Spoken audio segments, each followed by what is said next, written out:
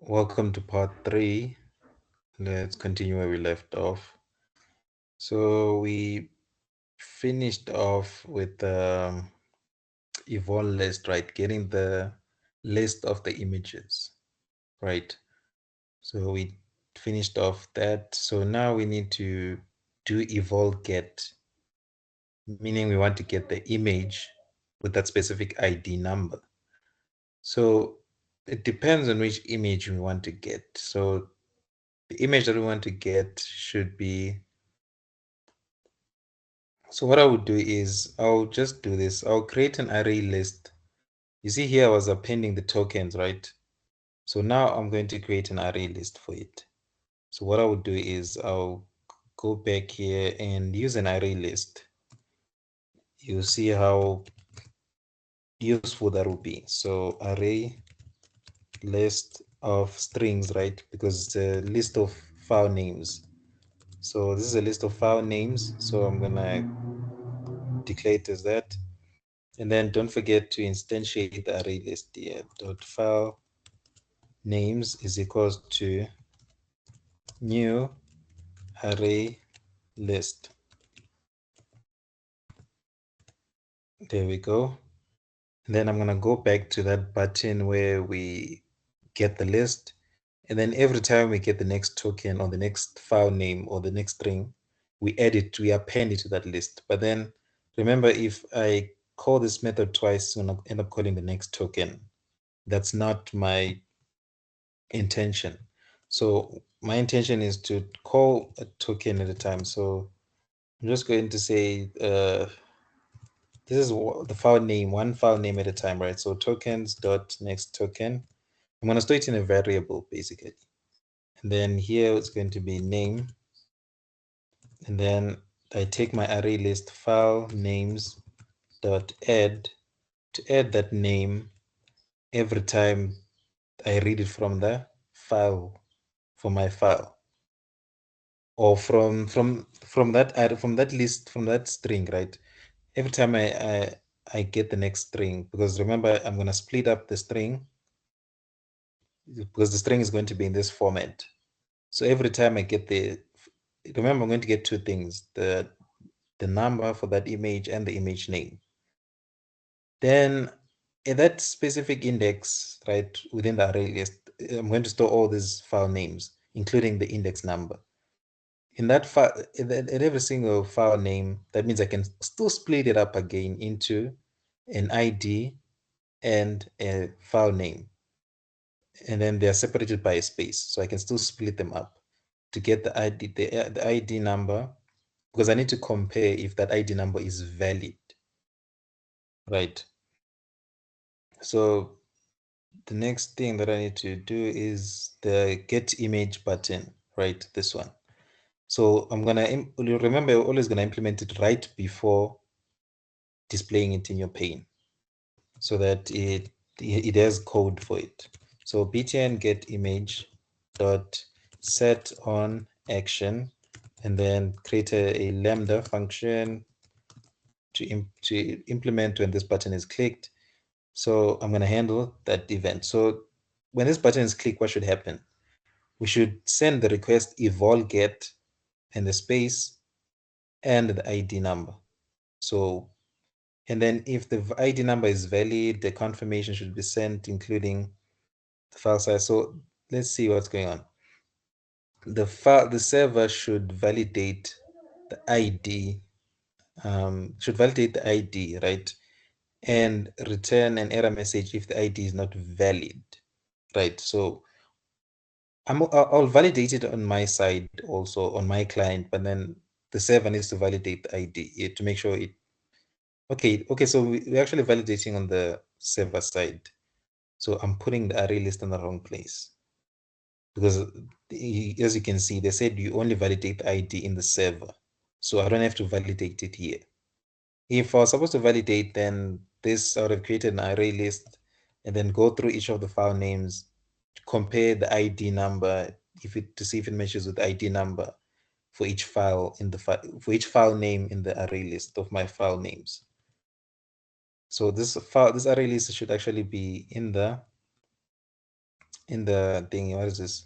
In the server. So every time I'm reading a line from my file of image, for my list of image names, right? I'm going to add it to an array list to make things simple for myself. So I need to send a request, right? So output dot print line. So what is the print line? Eval get followed by the ID. Let's check if it's the right command. Yeah, it's the right command. So eval get plus the ID, which is stored inside txt ID, if I'm not mistaken. Yeah, I called the text field for the text field where we get the ID. I've called it txt ID dot get the text, which is basically what is typed by the user within that text field. And then that will be sent out to the server. But then I need to send it out by flashing it, right? Output dot flash to flash out the data. What data is that? This is the data that we're flashing out, that we're sending. So now the server needs to respond when this request is sent. So I need to handle that request. So now I need to say get the eval get request, which is line is equals to input dot read line dot trim, and then handle request, and then you take in that request, right? So we call the handle request function again. Remember, it always handles a new request. So remember, we created a string tokenizer. This request is that whole line, and then I split it up into tokens. So after splitting it up into tokens, it will be eval get as one of the tokens, and then the one of the other tokens will be the ID. So I need to check the first token. So that's why I get the first token to check what command it is and store it in a variable called command. So command, if it's greetings, then do that. So in our case, it's eval get, which is this eval get. But then we know that eval get, it comes accompanied with an ID. So int ID is equals to tokens dot next token, but then token the next token returns a string. So I need to call the wrapper class for this data type. And the wrapper class is simple. You capitalize the data type, right? Except for integer. You capitalize the first letter for the data type and then call the pass function. So in my case, the wrapper class for integer is actually integer in full. And then dot pass int, which takes in, you see, it takes in a string and it casts it to an integer. So there's that. What's the string? Is that token. Because remember, we're using buffered reader and print writer, so we're sending text, which is strings. So that's why we always have to cast it back to the right type that we're looking for. So this is the ID from the eval get request. That's the ID that was sent by the user. And you see that we only do it if the command was eval get. That's when we get the ID. We know that there's only one extra parameter, right? One extra input. But then when you looked at greetings, we had two extra things, which was the name and the password. So we got two tokens. And it didn't crash because that was fine. That was the case. And then here, remember, we always test if the user is registered or not. So if user exists, I need to make sure that the user is logged in. If the user is not logged in, then obviously I will send a response to my user, to my client, and say, so this would be an error, right? So I'll send nope, and then say what's the issue. Then I would say couldn't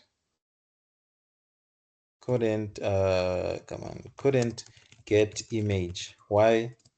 Because user must log in. User must log in. And then to flash out, to send out the data, we must flash it out. So flash and then the data gets sent. And then they said we need to test out the ID. So after getting the ID, we need to do an if statement to test the ID. Test if ID is valid, right? So if ID dot equals what, right? Equals to what? So this is where I need to create that array list so that when I'm reading from my file, right? When I'm reading, I append. So I'm gonna go back here and create that array list that I was talking about. So array list string, and then this will be my array list of my file names. You could also create it as a list, that's fine. So this dot file names, and then I'm going to instantiate the array list. If I don't instantiate it, my program is going to crash. So this is where I've instantiated the file names or the array list. And then now when eval list gets executed, when I'm reading each of the lines from the file, I append it to my array list. So before creating that string, I need to append it to my list. So file names dot add that line. So I append all the lines from my file, which is basically all the file names or the names of file, the name of files. Since now I have all the file names, right, I can validate to check if they match with the ID. How do I do that?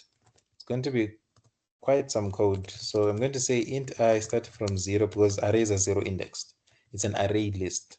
So less than file names dot size, right? Yeah, dot size I plus plus.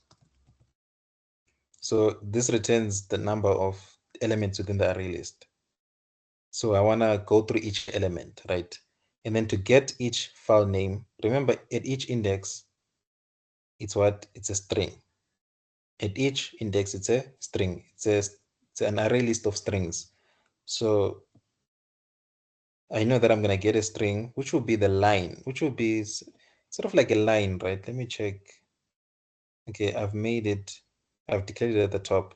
So basically it's just going to be the file name. So I'll just say string the file name that I'm getting from the array list, right? Because it's an array list of file names.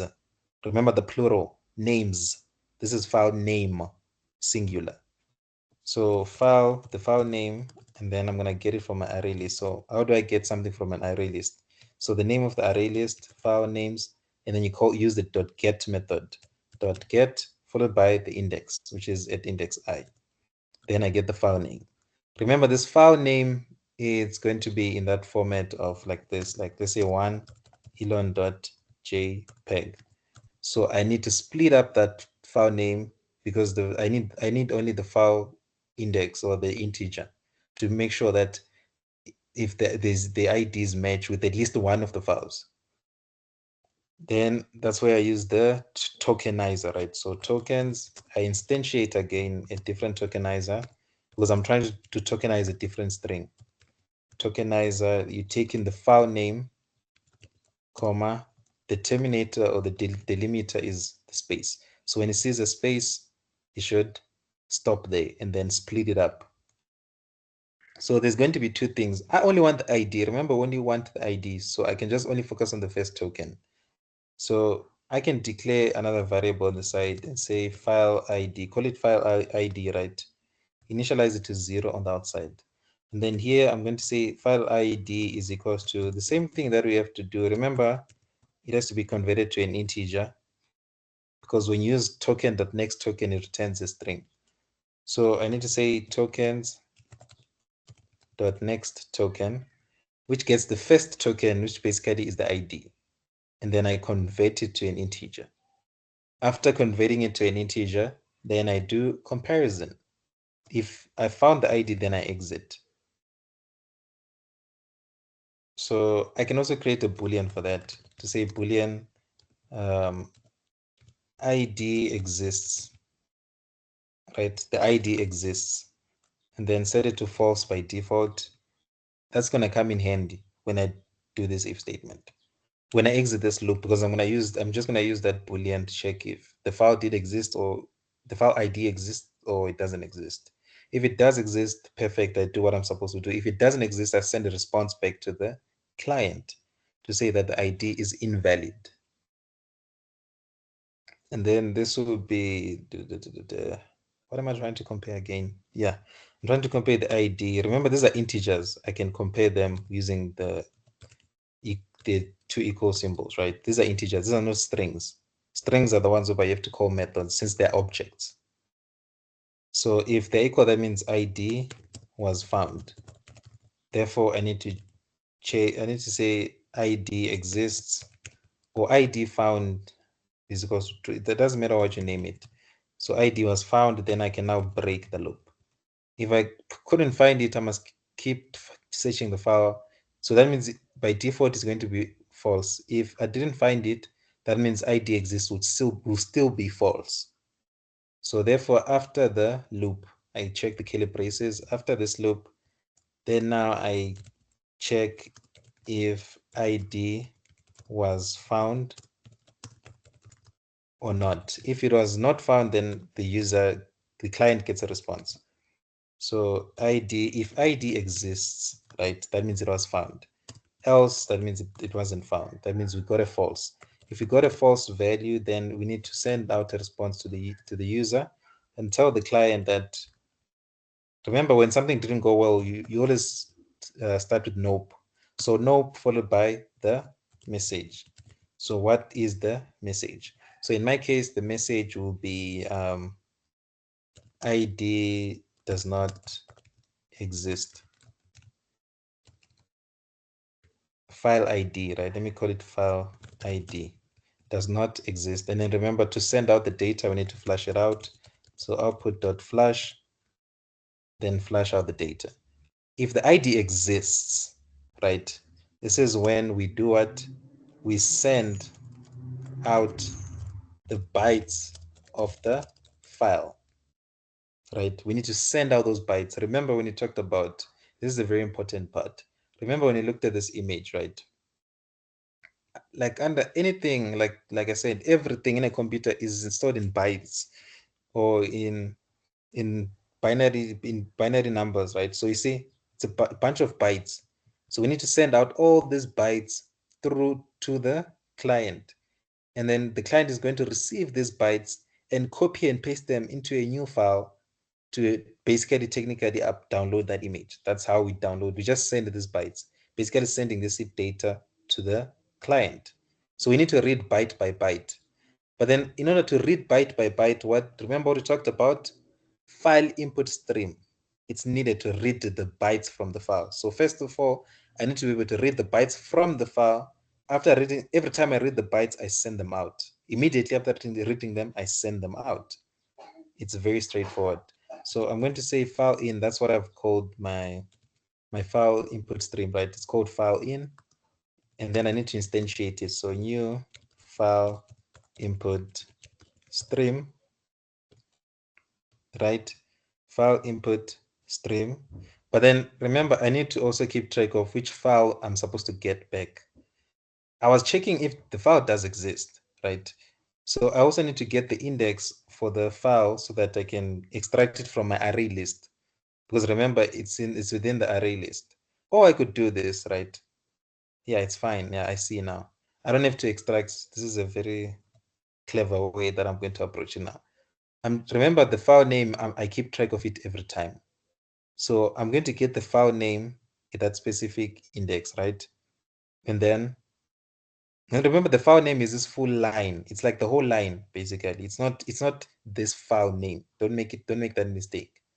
I can't declare line again because it was declared at the top. That's why I couldn't call it line. But then it's actually the line. I'm reading each line from the file. So it still has that integer one. So that if I manage to find the file, right, the ID, that means the file name is still stored in this variable, because I'm going to check this if statement and then break the loop immediately, meaning that the file name is still stored, right? I still have that line which is stored inside the variable file name. Then I need to split it up, divide it, right? And then extract the actual file name. So let me just call it what? File line, right? This is the line that I'm getting from the file. So let me not mix up, confuse you guys. So this is the file line, the line from the file, right? Then now at the bottom, I need to, so I can even declare it here at the top. Okay, that's fine. Let me only declare it when the ID exists. So I need to create a string here because remember I need to get the file, this file name. I don't need the ID. I need the file name. So string tokenize again, split it up. You could technically do this, right? Let's avoid repeating ourselves. Let me delete this. If I was able to find the file, let me also get its name. So I'm going to create a variable called file name. Let me also store its name if I was able to find the file. Remember, when I call the next token function the first time, it gets the ID. The second time it's called, it gets the file name. So when I found it, I'm only gonna get the file name when I found that, when the ID matches or the ID is valid. So immediately after setting it to true or before, it doesn't matter. But within that if statement, I'm going to say my file name is equal to tokens dot next token. So I get the file name. Remember, I only received the ID, so I need to find the file name based on the ID that was sent by the user. So there's the part that I get the file name by calling the next token the second time. Because remember, it's going to split it up when it sees that space over there. It's going to see the space over here, split it up. So the first time you call next token, it will get this token, which is this integer, the ID basically. Then the next time you call next token, it gets the file name, which is this part here. I've called it the second time. There's the first time I've called it. There's the second time. So I'm obviously getting the file name now. So that's pretty much it. So I'm going to scroll down. And then since I have the file name, right, this is very important. The file name is very important. But then I need to specify that it's within the data folder and the server folder, right? Since that's where I'm getting it. So I need to instantiate a new file to avoid the, you know, that the absolute file paths and things like that. So I need to create a new file, and then it's in the server folder. Append the file name, which is the name of the file that I'm looking for, right? So go to my data folder within the server folder, look for this file, because that's the file that I want to read the bytes from and send them out. So to read the bytes, remember input stream, that's when it's incoming data. So it's input. So you're going to read bytes, but then you're reading bytes from file input stream. So it's a file input stream, bytes from a file. So I pass in the file here that I'm trying to read the bytes from, and then it's going to throw an exception. So surrounded try catch. Yeah, Java code is just untidy. There's just a lot going on.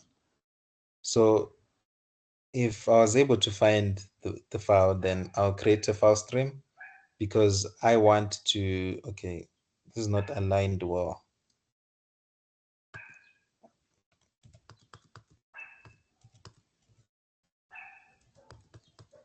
Okay, so let me see. Oh yeah.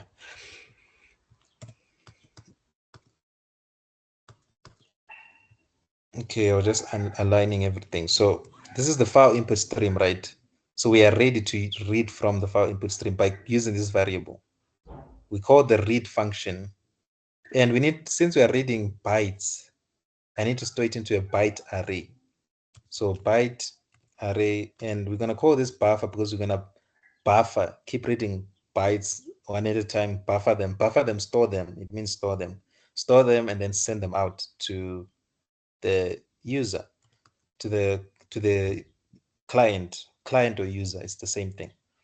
So is equals to new byte. You can give your byte array any size, even if it's like 512, that's fine. So I'll make mine 2048. So you can, which is two kilobytes, right? 2048 is 2 kilobytes. It doesn't matter how big you want to make your buffer. And then now we read from a file. So what happens when you're reading bytes from a file? Remember, you're reading bytes, which is zeros and ones. So how does it know when the file is at the end? So there's a read function called read, right, which reads the bytes. And then this function returns a -1 when it's reached the end. That's what it does. That's how it knows, oh, this is the end of the file, since I'm reading bytes. So since that's the case, we know the read function will return the -1. I'm going to say while, right? And I need to store this, I need to store the bytes that have been read into a variable. So the variable that I'm going to create, I'm going to call it int, and then I'm going to call it bytes read, the bytes that you have read from the file. Initialize it to 0, and then do this, and then within the while loop here, I'm going to say bytes read is equals to, and then I read the bytes from the file input stream. I read those, basically I'm reading what the content within the file. So what right now what I'm doing, I'm reading these values here that you saw when I opened this thing with the text edit. So I'm reading this, these are the bytes. So I'm reading all of these bytes. So since I'm reading all these bytes, it's going to, I need to call the read function, right? So file in to read, this is the file, this is the object that references the file input stream, right? So that file input stream dot read, right? So read read from the file, right? And then after you call read, yeah, you can there's many ways you can go about it. You can read a byte of data from this input stream, meaning 1 byte, right? And in our case, we don't want to read 1 byte at a time. It's going to be very slow. Why 1 byte? 1 byte, remember, it's 8 bits, meaning that it's basically literally like one thing, which is going to be very slow. We want to pass in the thing in the byte array, which means that it reads up to the length of that array, the bytes. So basically it's going to read 2 kilobytes, right, at a time. So, and those 2 kilobytes should be stored within this array.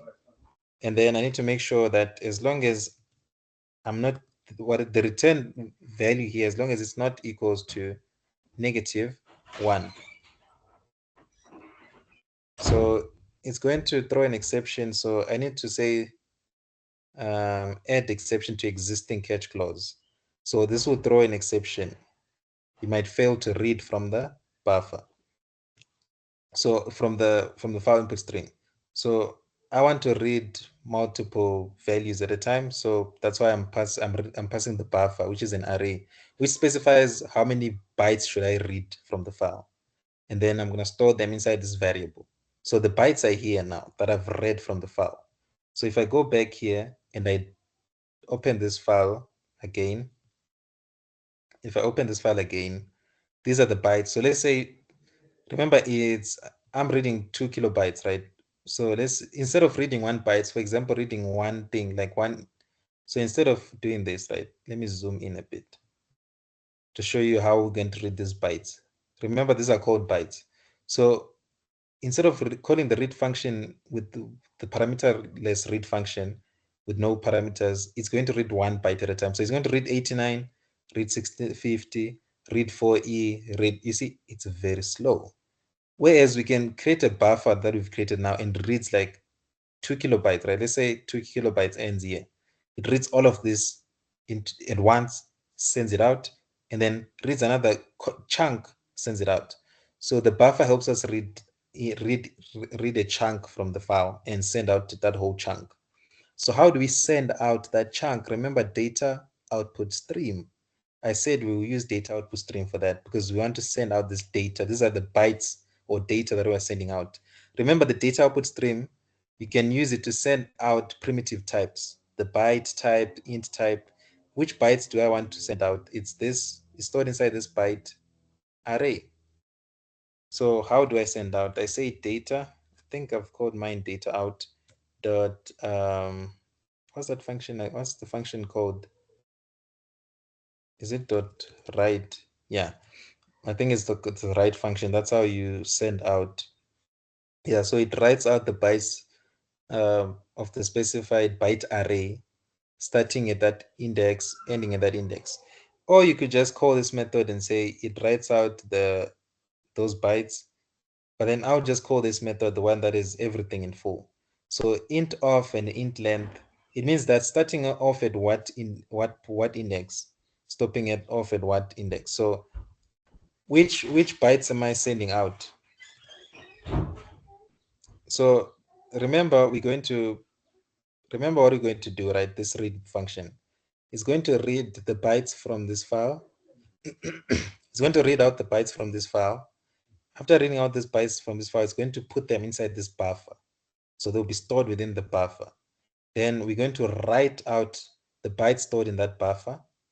And then we need to specify starting offset is starting length. It starts at 0. You start writing from 0 up until what length? The length of the buffer. So buffer dot length, the length of that buffer array.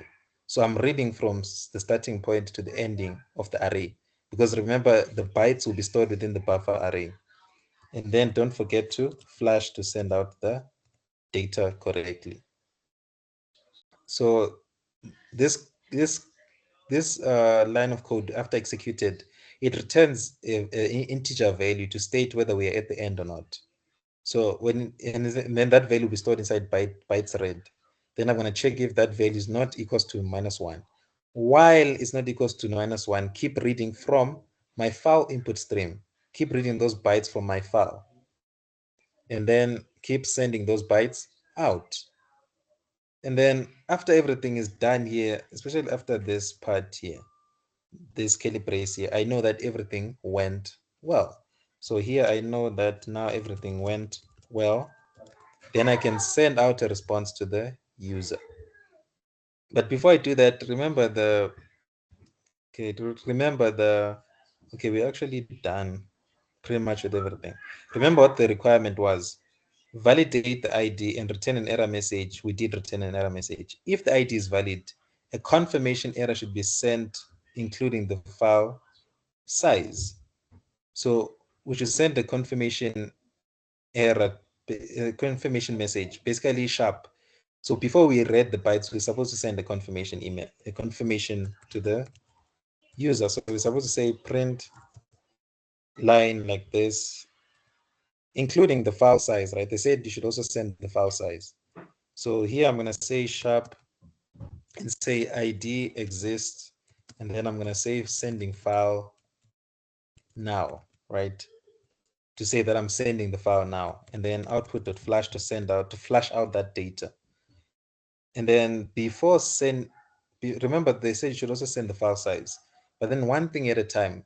So when the ID exists, I need to get this response first. So let me respond to that response before I do anything. I need to do everything in order. So receive response from server, which is going to be stored inside my string line, and then my buffered reader is called input dot read line. Then don't forget to trim, but then it's going to throw an exception, surround the try catch. I know it's annoying. And then if everything goes well here, we can continue downwards, right? So now I've gotten the information from the response from the server, right? So now I can say txt server response dot append text, and then followed by that line, which is the response from the server, and an end of line character. So which response is this one? It's the one whereby the server says sharp, the ID exists. That's the one. That's why I'm saying we need, whatever we do on the server, we quickly respond on the client side so that we we we don't forget the order. So ID exists response. This is that response that I'm receiving here. Then here I should receive the file size, right? So the computer should also send the file size, which is after creating the file. And remember, you can only send the file size after associating that file with the file class. So after instantiating a file object, I need to say dot print line. And remember, every time everything went well, we always accompanied with sharp. So sharp, and then I'll say file size is, and then I'll send the file size. Remember, it's in bytes. It's in bytes, right? So there's a function. Is it dot size or is it dot length? Yeah, it's called length. So the dot length function returns the file size in bytes. So I need to append that string to say how many, to say bytes, so that the user knows that it's in bytes. It's in byte format. So it's going to say sharp, the file size is, followed by the actual file size, and then bytes. And then I need to flush out the output to send it out immediately. And then now I need to respond to this second, I need to output the second response from the server. So the file size response. So I need to pretty much do the same thing here. That's pretty much what I need to do, because it's going to throw an exception again. Remember, an exception. After getting that line, then now I can output that line within my text area. So dot append text, just put it tab to make it beautiful.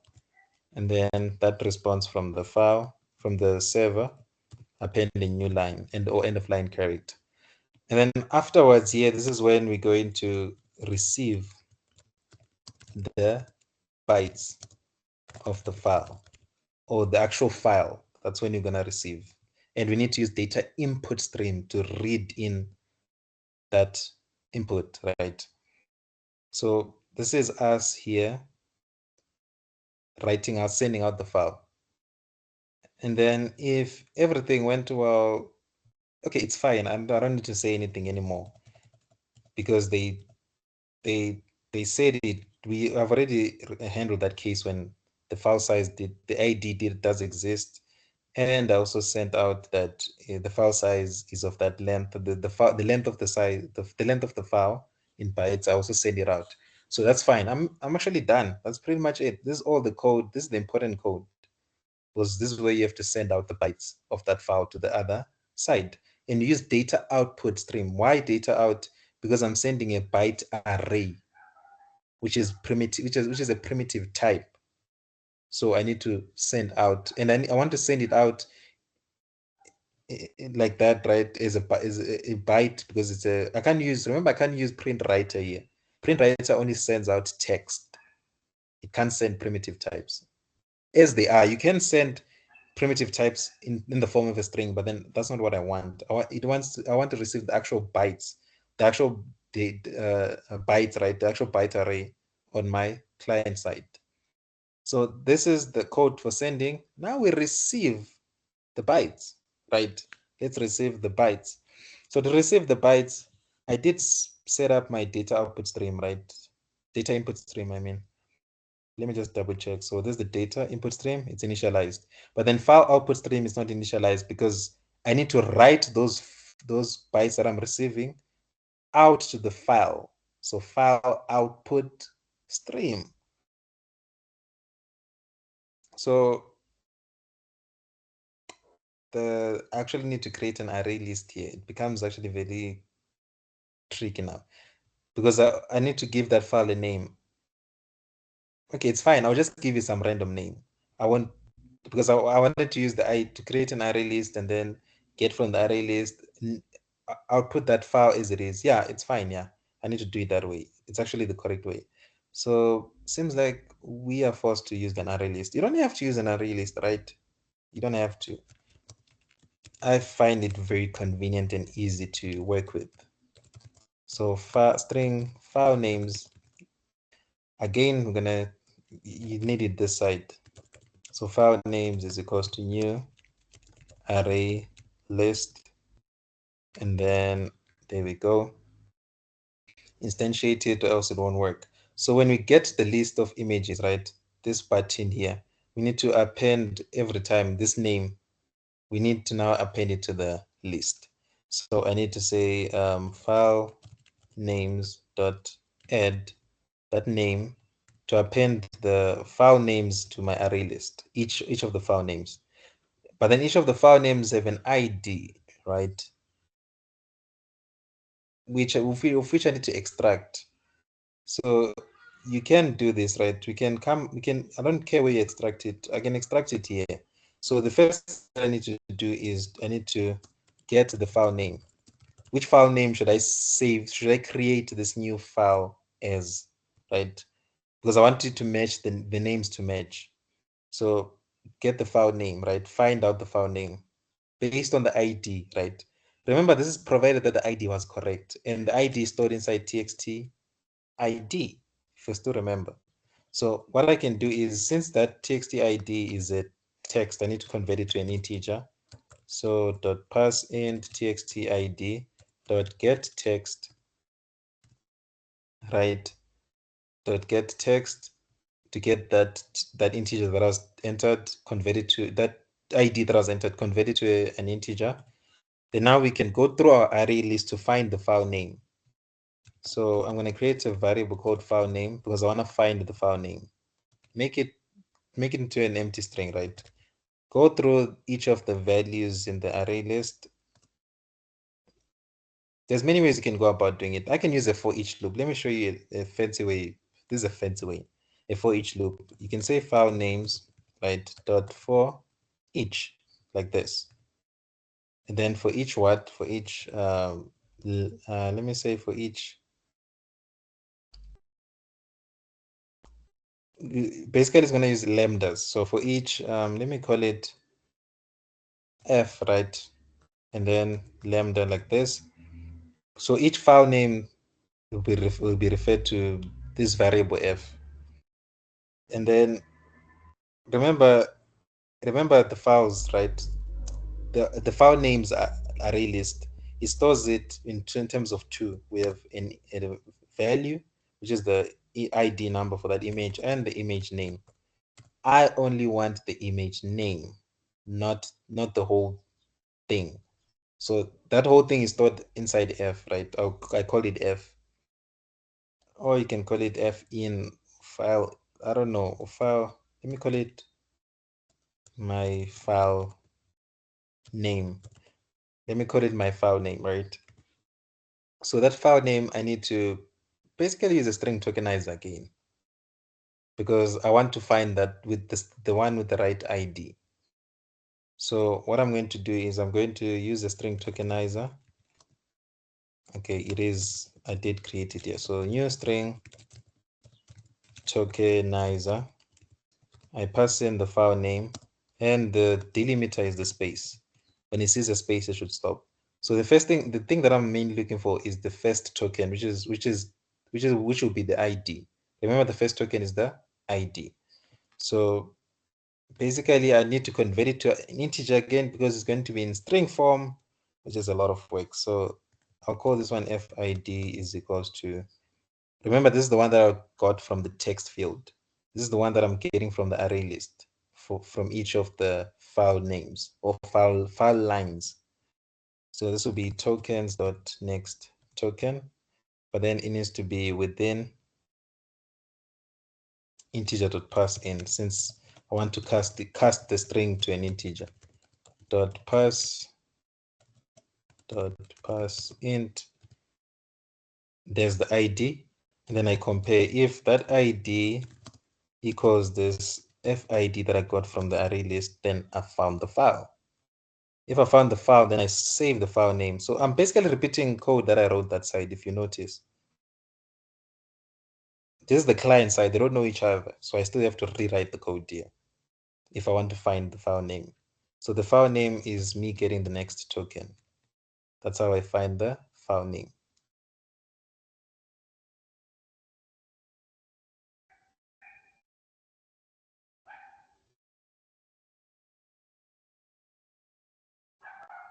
Why is it doing that? Let me say fn. Maybe it was declared somewhere. Okay, it's not declared somewhere. So file name. Why is it complaining now? Local variable file name defined in an enclosing area must be final or effectively final. So it doesn't want me to declare it here, I guess. So let me declare it at the top. I don't want to make it a constant. It's not a constant. So I'm going to say private string file name, and then the error should disappear. Yeah, the error is gone, I think. Yeah, it does want, it didn't want me to declare it here. I don't know why this thing can be, Java is just weird, man. So after I'm done here, I know I can break, right?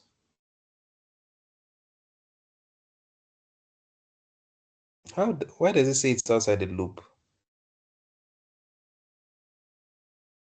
Okay, so seems like this thing doesn't like lambdas, right? Which is fine.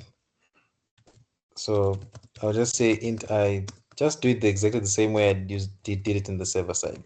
So file names dot size, and then I plus plus, and then curly braces, and then a closing curly brace here.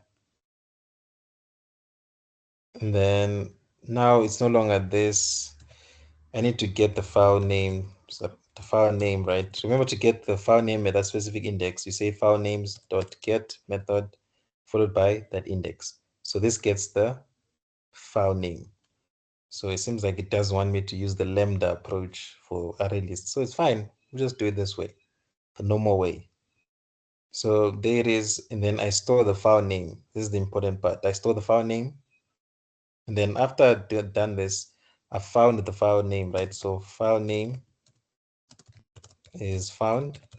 Then I can create a new file, right? I can instantiate a file and say new file. Basically, it's going, if the file does not exist, Java is smart enough to create the new the file if it does not exist. Cannot be resolved to a variable. Oh, I think it's only, yeah, it's only that side. I didn't create it here. So private file. I only used it in the server, so I also need to use it this side. So if the file does not exist, then Java will generate the file. So I need to save it where? In my client folder. Remember, this is me receiving those bytes. Basically, I'm downloading the image. So here I'm just telling it to create a file. So far, it's going to create an empty file. So create a file where, and then what will it be called? File name. I've received, it needs to have the same file name as the file name that I was getting from the server, or that I was receiving from the server, or that I was downloading.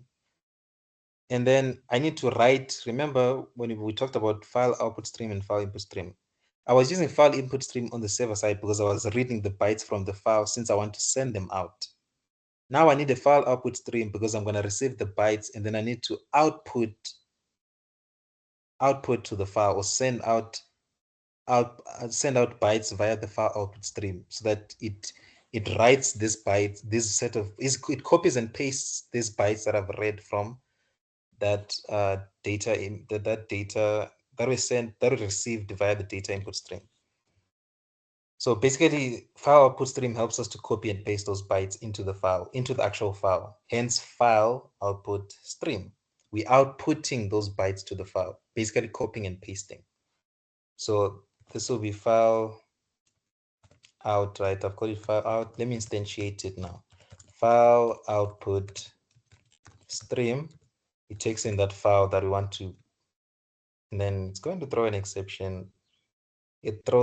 Java throws exceptions left, right, and center. It's really annoying. And then after this is done, we've instantiated the file output stream, right? Then now I receive the bytes. Remember, they were sent out via data output stream. So it's only logical to receive them via data input stream. The server sent out this thing in terms of bytes, right? Byte array or a buffer. So I need to receive it this side. So receive it via data input, because the server sent out primitive types, right?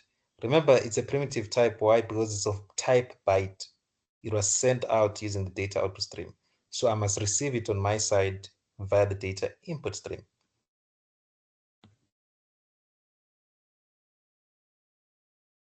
And then we also need to get a response if everything was successful, if it successfully sent out, if it successfully sent out that file. So let me go back here. I was actually supposed to send out a response after this try catch, but then I'll put it here when I'm done receiving the bytes, so that I know the order, right, of when to put in the code to receive the server's response. So far, the only code that I have, it only encompasses, or it ends up to here, where I'm supposed to receive the bytes. So I'm going to also use a byte array. Same thing here. Like I said, the code is the same. And the new byte array, it doesn't matter. You can still also make it 10, 24 here. It's fine. But then to be consistent, it will match with the same size that I used inside of my server class. And then int will be the bytes read, right, is equals to 0. The bytes that will be read. And then I'm going to say wow, and then I'm going to say bytes read is equals to, and then remember we're receiving it via data input stream. So I'm going to say data in, right, dot read, to read from that data and store into this buffer array, right? Store it into the buffer array. And remember, this bytes was sent out using data output stream, so they must be received using data input stream. Then remember, when you call this function, the read function, it returns an integer, and it's going to return a -1 when it's at the end of the file. So I'm going to say while it's not equals to -1, keep reading from the file. It's going to throw an exception, so I need to surround with an exception, the try catch block. That's Java for you. There's a lot of exception handling. So these are the bytes that we're reading. Then we need to take those bytes out, right? And then use the file output stream to output those bytes to the file, or copy them to the file, which is pretty straightforward. I'm going to say file out like this, file out dot write, right? And I'm writing from that buffer, because remember the read function will store into this buffer array. Start writing from where, which is index 0, up until the buffer's length. So buffer dot length, the maximum length of the buffer. And then don't forget to flash out the bytes, so that they are to flash them out, to copy, to send them out. Remember, when you flash, that's when you send everything out immediately. So when it sees the flash, it immediately flashes out these bytes that you're trying to write. It immediately writes them out. And then this code should be fine. This is how we receive the bytes from the user, from the server, I mean. And then after we've received the bytes, let's get a response from server to see if it was successful in the process of writing the bytes out. You could send it out here immediately after writing the bytes out, or after the try catch. That's totally up to you. So I'll put it here and say output dot print line, and then say sharp bytes successfully transferred, or successfully transferred, right? Because we're transferring the bytes to the client. Or file, we can say file successfully sent. Yeah, I can say sharp and then file successfully sent. So the file was successfully sent, and then output dot flash. Then remember, after me receiving this bytes, right, on my client side, I need to take in this response from the server.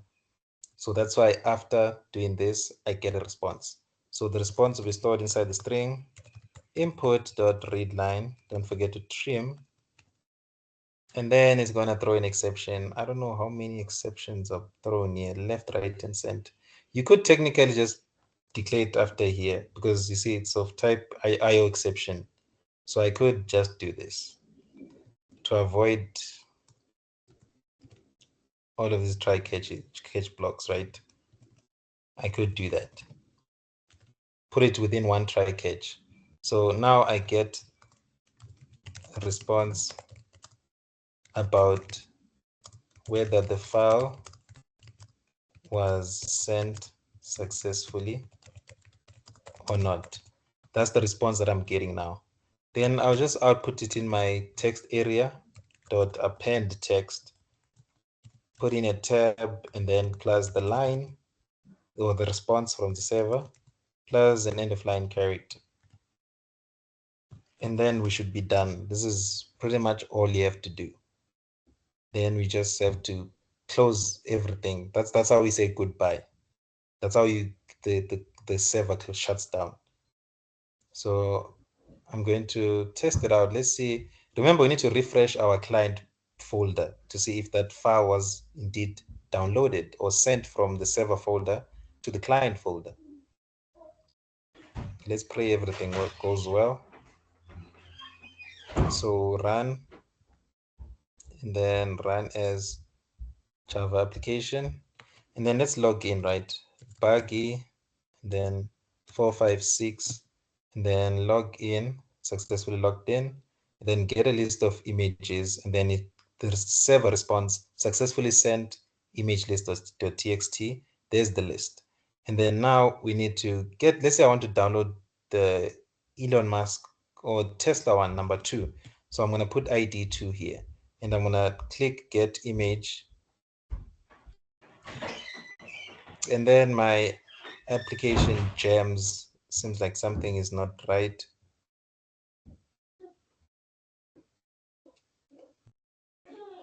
Okay, so everything went well. Something is not right, right? Some error went down, right? Some error. We don't know what the error is.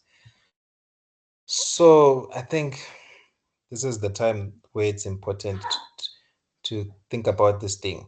So every time you sending out this, remember this, we're doing networking here. So threads are being used.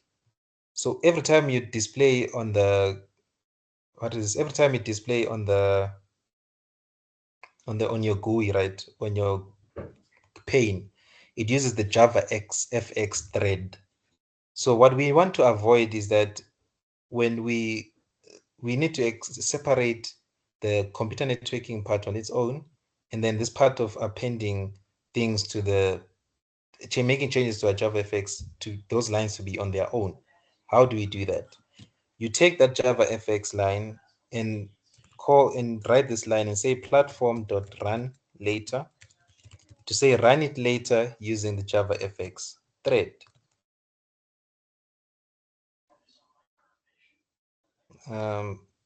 Is there something missing? Oh, import platform. And then semicolon there. So what this does, it means platform.run later. It means run this specifically with the Java FX thread. So it's going to say run with the Java FX thread. It's a bit, it was pausing like that, and it looked like it's jamming because there's a lot of bytes being sent out and bytes being received, right? So keep that in mind. So where else do we need to put that platform dot? Yeah, we actually need to put it everywhere where we've done some computer networking code, and then we also mixed it up with JavaFX. We need to make sure we run JavaFX things with the JavaFX thread. So now I have to change a lot of things. So I'm gonna go up here. Wherever I see JavaFX code, there it is. It needs to be run with the JavaFX thread. So it shouldn't be congested. You shouldn't run everything within the JavaFX thread. The thread for my networking, it shouldn't mix up those two. So I'm going to say platform.run later, then this will be run by the JavaFX thread. And then scroll down, let me see. Yeah, there we go. This also is JavaFX. So I'll say platform.run it later, and then round brackets for we're gonna use a lambda, right? But so we're not gonna give it a name. I'm not gonna call it E. That's not, if you see, that's not actually how you use it. if you check the textbook, you actually need to put round brackets. That's how you write it in lambda form.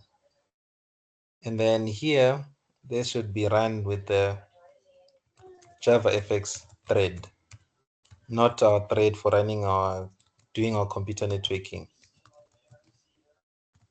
Because sometimes your application might jam and you shouldn't even be jamming. Even this should be placed in a platform. Anything that's JavaFX, especially when we're changing, like changing the button or the text area, that's where we should put the platform to run later. We don't want it to be mixed up with our thread that runs the threads that actually runs that does the computer networking, right? Because remember, this is a TCP connection, so it does actually connect. There's connection involved. So threads will be used, and I don't want to use those threads there, right? And then here, I also need to put this in a platform.run later. Platform.run later. Hopefully that's the real issue. I think that's the only issue here.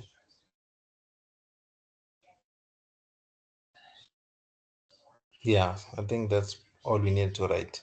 So let's try it one more time and see if it's going to work. So the server is running, and then run as Java application, and then buggy, and then 456, and then log in. We managed to log in, get the image. The server sent us a response, and then ID. They say want file number 2, right? Or what am I doing? I'm clicking it again. I want file number 2, so get image. It's a bit slow.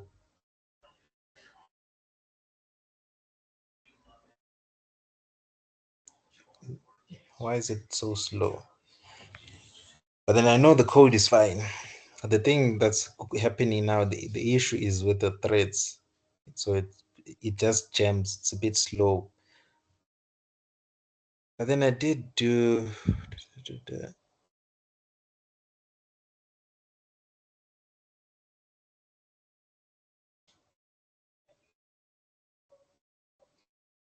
Okay, it's taking its time.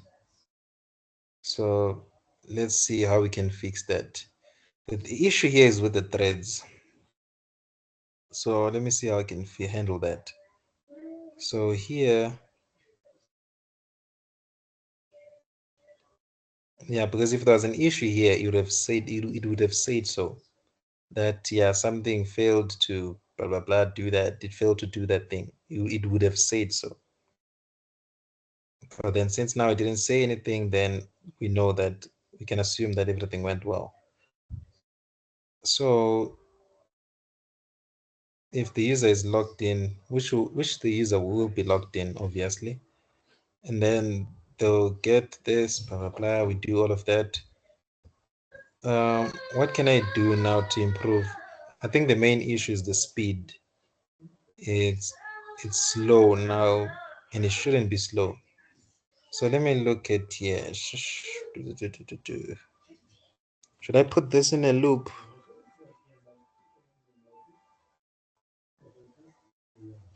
But then I'm only running one task here, so I don't think I should put it in a loop. So I'm only running one task. So let me cut this and try a different approach. The thing is, I always forget mix up the while loops where the while loop should be. But then I think it's in the right place. Let me try here. Let's do it the old way, right? Let's use an actual thread. Let's create the thread. This goes to new thread, and then we pass the task, which is the server instance, right? And then we start our thread dot start. And then let's see if we use that approach. I don't know about the loop. Let me see if the loop, yeah.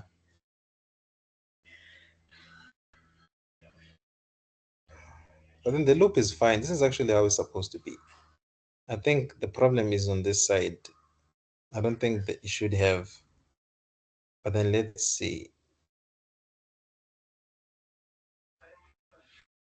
So yeah, I just deleted the while loop on this side. I want to see where the actual issue is. Okay, it's still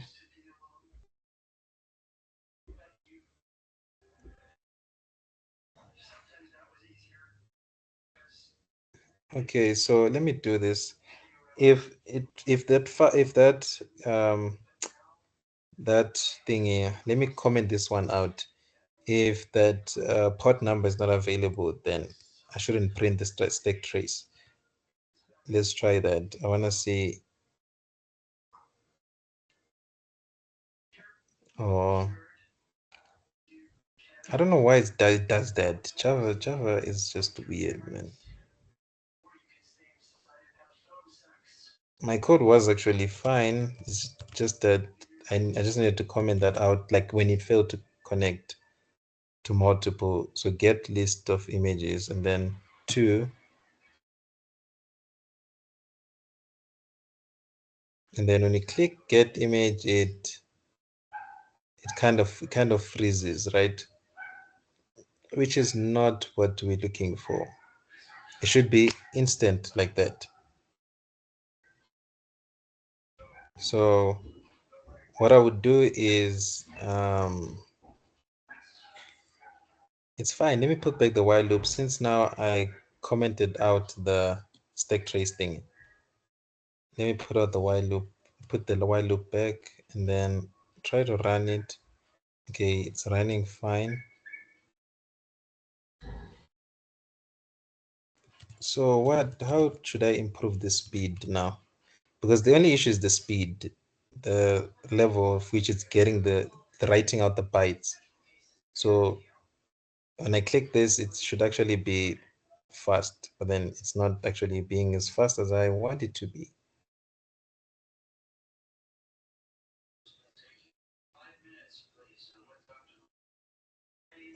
Or I should put back that executor, the cached thread pool thing. Let me put, let me do it this way. The cached thread pool, right? And then maybe with the cached thread pool, it's detached,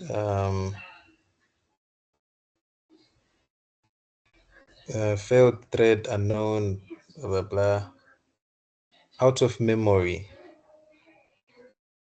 Okay, so it seems like this while loop thing is not working. Okay, with executor service, it doesn't work. So with executor service or with cached with thread pools, seems like you shouldn't put it in a while loop. But then if you create a thread like the individual threads at a time, then you can leave it.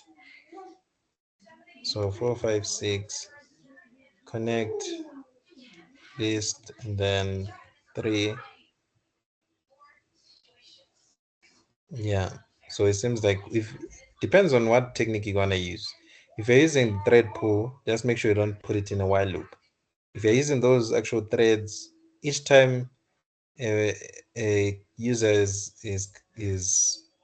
each time a user is trying to connect or a client is trying to connect, you need to do a loop so that you generate a new thread. So in my case, since I'm using executor service, I'll just leave it as it is. So now let's see how else can we improve the performance of our program, because now the main thing is performance.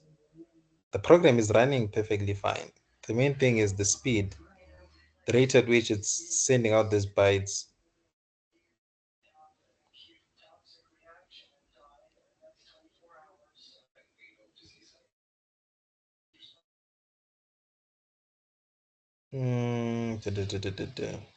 So I have my file, and then I'll put this to the user. Wait, something is not right here. Why? Even though it's reading this. Oh, okay. So I guess it only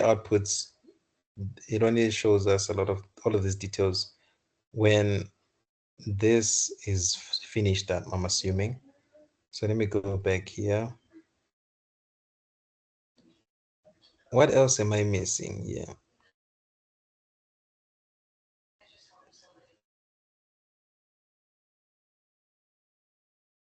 I did put the platform.run later.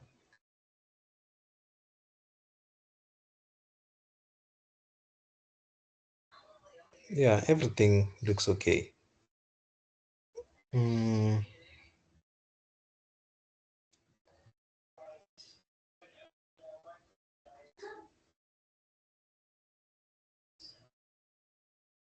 so there's the file name, file output stream, because I want to write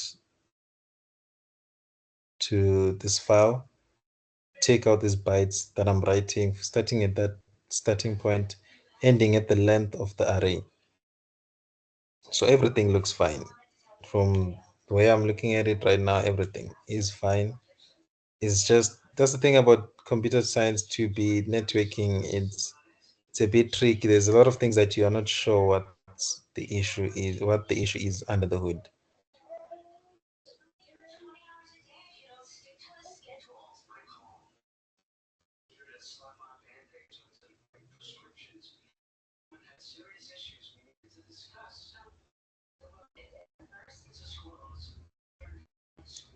Let me think.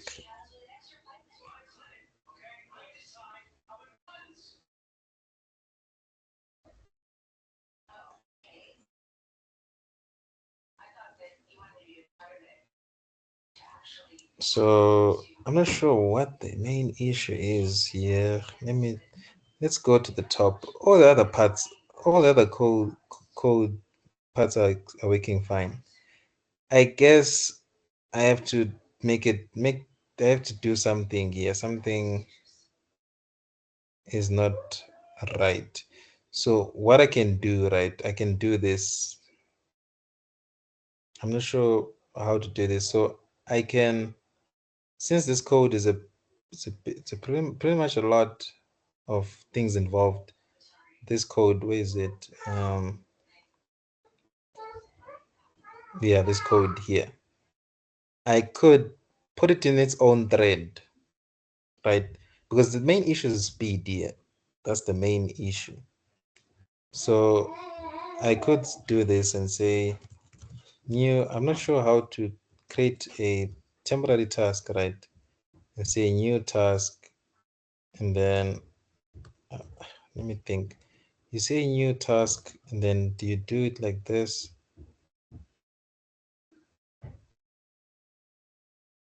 And then let me try. Let me just output this and see. Okay, it's not that.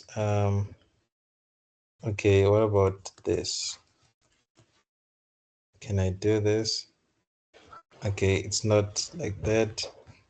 So basically, I need to run this code on in its own thread. That's where the real main issue is. This code over here.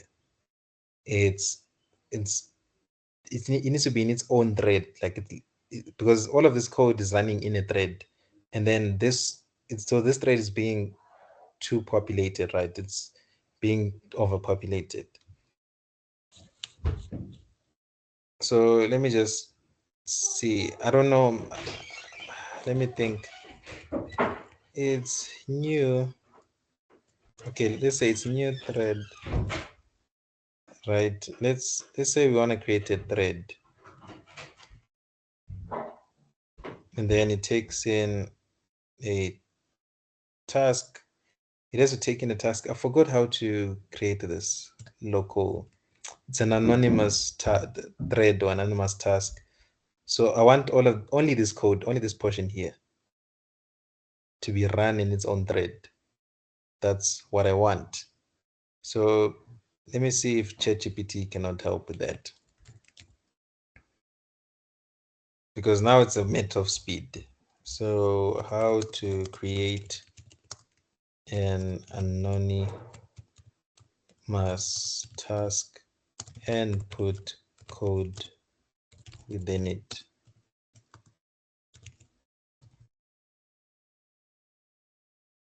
May violate our usage.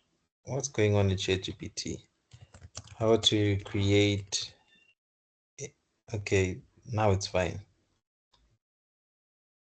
In Java.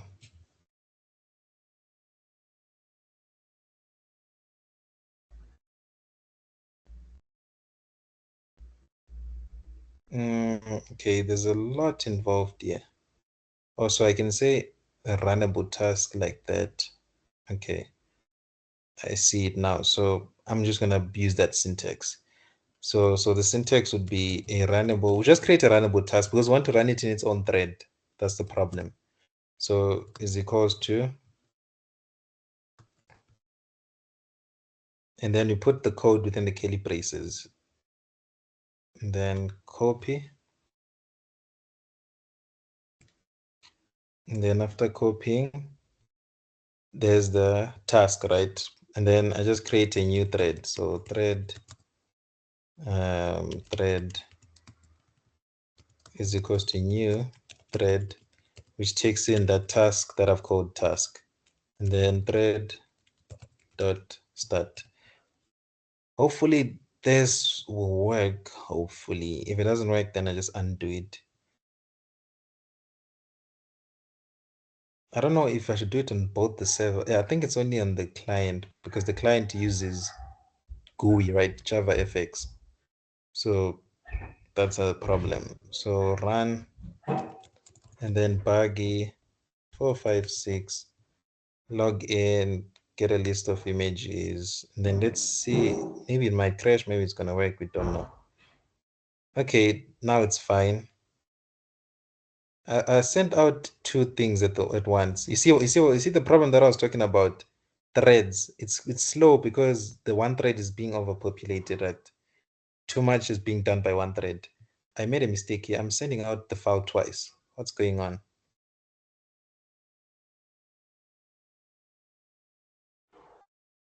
Oh, I don't think it's my problem. This is my issue, right? So I chose an image number what? Number two, which is Tesla. So we should see it. I should refresh to see the changes here. So I must refresh to see the changes. So there's, okay, it's copying two files. Why is it doing that? Or maybe it was still in the buffer previously. I don't know. Maybe that's why. So JPEG, double click. There's the image. We've received it perfectly fine. So that's how you should do it. So let me delete these images, right? And then let me run it again, right? I don't know. It's getting this wrong image here. Okay, so I need to rerun my application. Yeah, something connection issues here. So let me refresh this and delete this because it's going to be empty. So I'm going to rerun. Yeah, like I said, with the server, with the computer networking, the application might actually be running, but then you think it's not because of threads. You need to have, each thread needs to have its own task. So even the computer networking code, since it's complicated, you need to put it in its own thread. So image number one, I don't know why it's duplicating this, why it's doing that. I think it's probably running it in. So I chose image number one. So let's see. I don't know why it's duplicating it. So refresh. Oh no, it's fine. There's the image. I received it on my client. It's not duplicating. That means something is wrong with my handler, the way I'm sending out the information. So I'm sending out this, right? Why is this being sent out twice?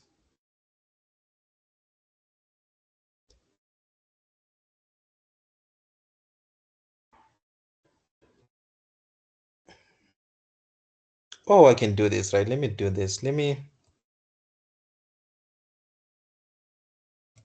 put it actually here. Right, let me put it here.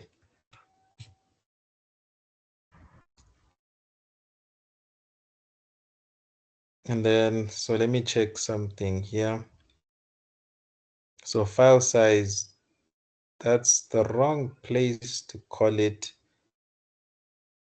So file size, that's the wrong place to call it, which is fine.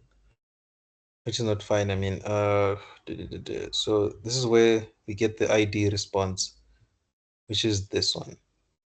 And then we get the bytes. Remember, it needs to be within that exact same order, right? Don't put it in another order. Then we write out the bytes. So I should do this, man. Let me do this. Let me separate it outside the try catch. I think that's when it's gonna output perfectly. So successfully sent, let me just say successfully sent those bytes, right? So that means before I write this code for receiving the file size, this one here, I need to cut it. I need to start by receiving the image. So run. When that thread finishes running here, I get the file size from the server. And then because it's repeating the bytes now as it when it outputs, which is not what I'm expecting. It should only output the byte that message once. It shouldn't repeat it because at the end of the day the image is once. It's a small bug, but then yeah, it doesn't really matter. But then I just like to have things accurate. So log in, get a list of images. I want the third image. Okay, now it's even worse. So let me refresh. So there's the Inico image. So let me delete. Okay.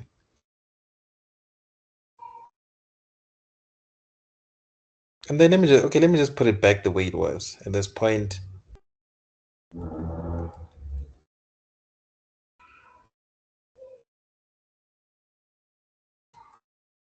Yeah, at this point, there's nothing I can do about that.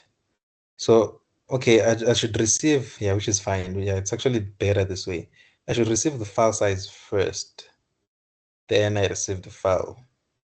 Yeah, in that way, it's better. Okay, I think I did. Oh, I'm missing this one here. That's the problem here. This file size, the sharp file successfully sent. I'm missing that, right? I'm supposed to get the response after running everything. So this needs to go back up there where it was. Then after reading from the file, running the file, I get the response from the server again that the file was successfully sent, right? Even though it says that successfully sent so many bytes, it hasn't sent the bytes. That's the problem. So that's why I'm putting this extra precaution. Dot read line, which is going to throw an exception, surround the try catch. And then after that, we're going to say txt server response dot append text, and then append the tab and the line and a new line character. And then you can put platform dot run later because that's important. We want to run it specifically with the JavaFX thread, not the thread that will be running this computer networking, this networking code, right? We want it to run with the JavaFX thread. So I'm gonna run this.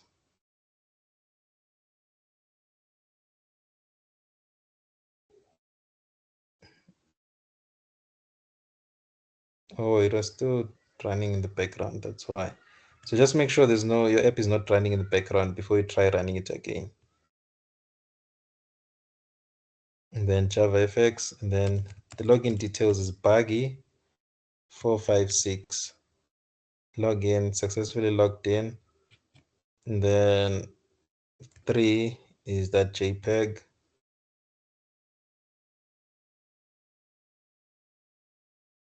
I don't know. I guess maybe file number 3 is the problem. Yeah. Let me try file. Okay, I have to restart this. I think file number 3 is the problem. like the bytes in it are a problem because all the other images are working except this one, ini.jpg.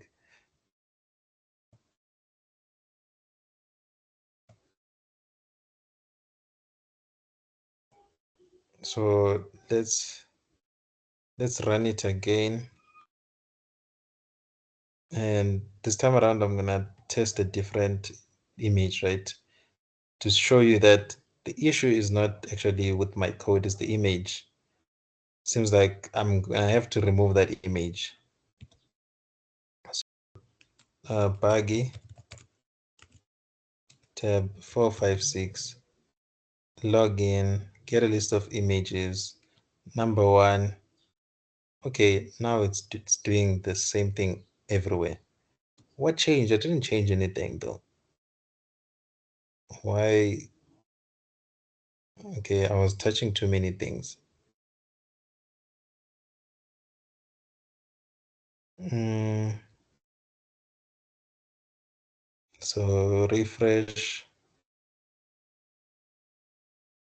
Yeah, something is not right here. What did I do wrong? Oh, I'm missing a Kelly brace here. That's why. And there's a small issue. I don't know how come I didn't pick it up. So let's run it. So that small issue is affecting. Okay, that's a weird way of it affecting my code. Let's try it one more time. So buggy 456, get a list of images, and then 3. Okay, that's still not the issue.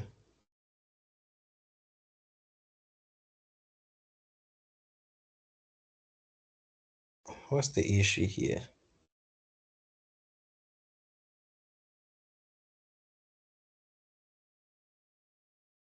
Because I received that message and then I received this. Um, where did I put that code? Okay, I think something is missing here. That's why. So evolve get, and then there's the file size. Okay, I do receive the file size. That's fine.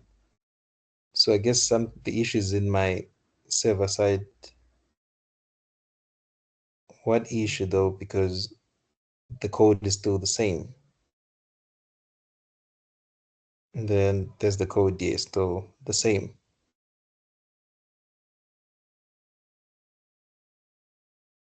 Okay, oh, it's only this thing that I added.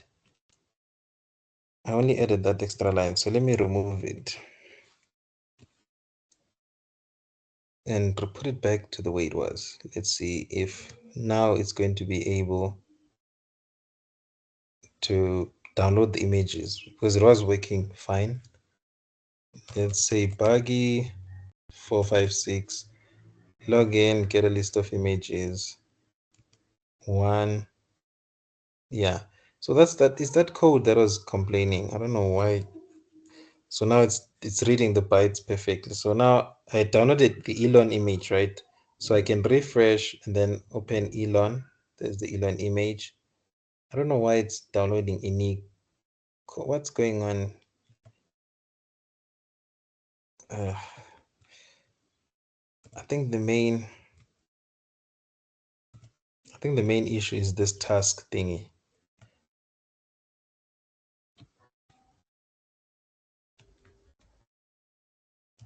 Putting it in a task on its own and things like that. I think that's the main issue.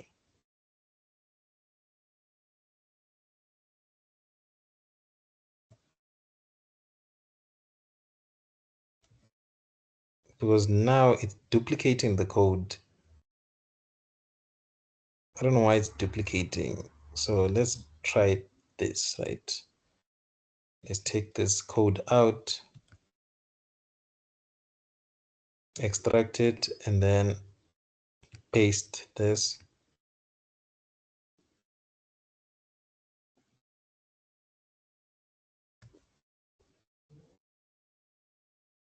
And then Run as a Java application. Oh, it's still running.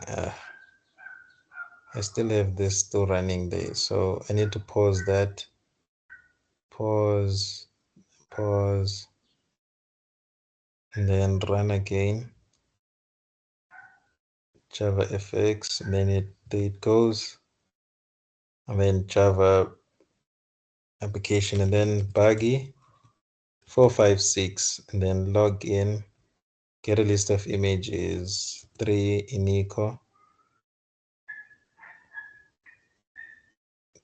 Yeah, you see it needs me to run it this way. I need to create a thread for it, but then it seems like when I create a thread for it, it also creates its own problems. It starts duplicating the data. I don't know why it's duplicating the data.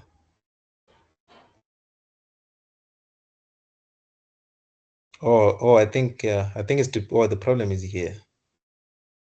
Yeah, I think I should remove the platform.run later here, since it's already running on a separate thread. That's not gonna affect anything. So let's try it one more time. Maybe this time around it's going to be fine.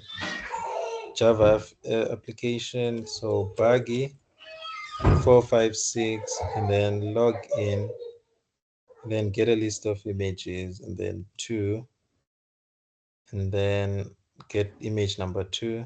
Still duplicating. I don't know why it's doing that. So we got tesla.jpg, right? It's already downloaded. So I'm just gonna close everything and then refresh to see if it's there. So there it is, Tesla. But then it's adding this extra image. Okay, that's fine. So I should put back the platform to run later. I'm not sure what the main issue is because this is a lot of code. So I'm not sure what the main issue is. So as long as the code is fine, it runs, that's fine. And then for the last one, let me see. Yeah, I think the last one you guys can implement on your own. Because the last one you just need to say evolve by, and then by you closing all the sockets, everything. So you just go to event handler, evolve by, you just say socket dot close. You're closing all of them, closing everything. So you need to make sure you close everything. That's pretty much what you have to do. All you have to do in evolve by. So thank you for watching. All the best with your semester test 2.